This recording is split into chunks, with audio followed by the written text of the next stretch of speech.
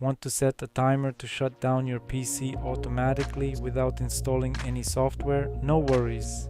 In this video, I will show you how to do it in less than 30 seconds using just a simple Windows command prompt trick.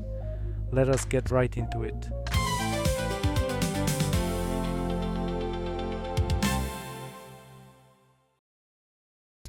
First, open your Start menu, search for CMD, right-click it and select Run as administrator. This is necessary to make sure the command runs properly.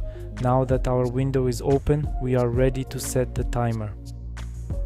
Now, type shutdown space -S space -T and then 3600, then hit enter. This number represents the time in seconds. So 3600 seconds means your computer will turn off in exactly 1 hour.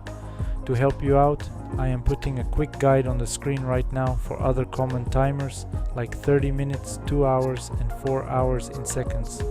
Once you hit enter, Windows will give you a notification confirming the countdown.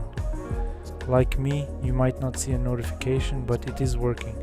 To prove it, if you type the command again, Windows errors out saying it is already scheduled. This confirms your timer is active and counting down.